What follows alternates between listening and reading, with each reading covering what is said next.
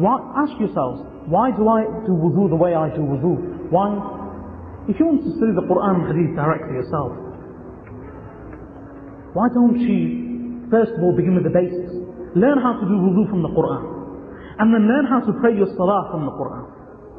Learn how to pray your salah from the Quran.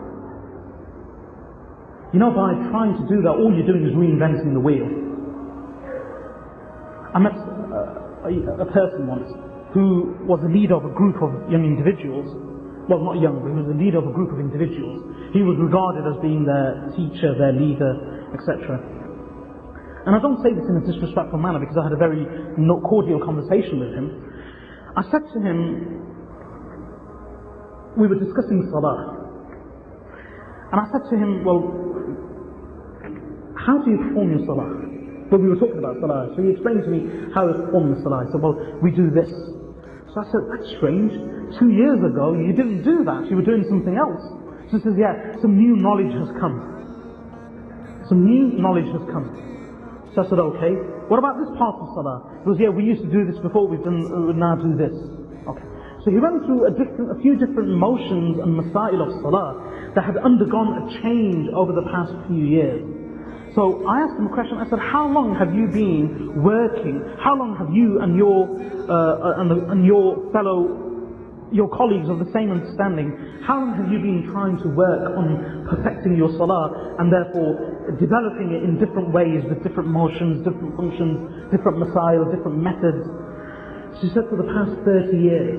I said, subhanallah. Glory be to the scholars of Islam after Allah subhanahu wa ta'ala. I said, brother, you know, salah is just one mas'ala of deen, and religion has over 1 million masail.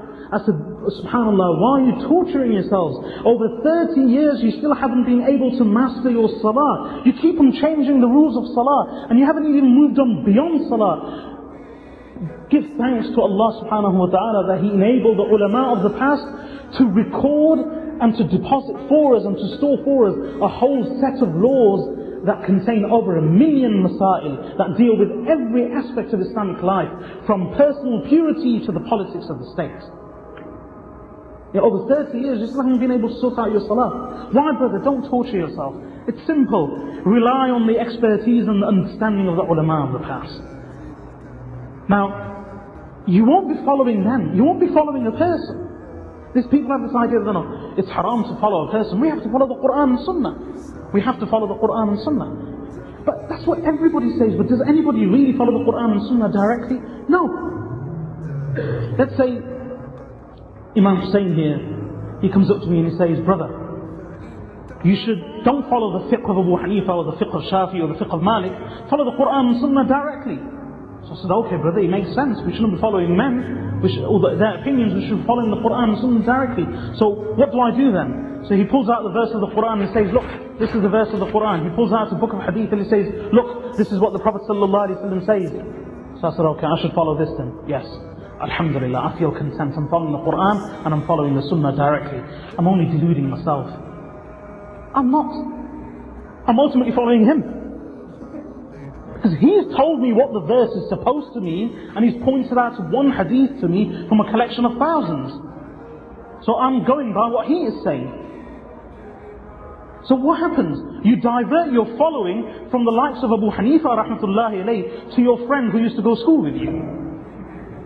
That's all that happens, and you're deluding yourself into thinking that mashallah I'm following the Quran and Sunnah. Brothers, nobody follows the Quran and Sunnah directly. Nobody. Even the Sahaba radiallahu ta'ala anhum, who did they follow the Quran and Sunnah through? Not directly, through the Prophet Muhammad sallallahu alayhi wa sallam. Those who came after them, they followed the Quran and Sunnah, not directly, but through their companions, through the Sahaba radiallahu ta'ala anhum. And that's continued till today. So it's your choice. You know, you either try to reinvent the wheel, torture yourself, go through many developing stages, many stages of evolution in your understanding of religion, okay? And then go back to square one. Or you rely on the expertise of the ulama of the past, on the understanding that Imam Abu Hanifa rahmatullahi didn't follow his own understanding. He followed the Quran and the Sunnah on the understanding of his teachers, and their teachers were the Sahaba radiyallahu ta'ala.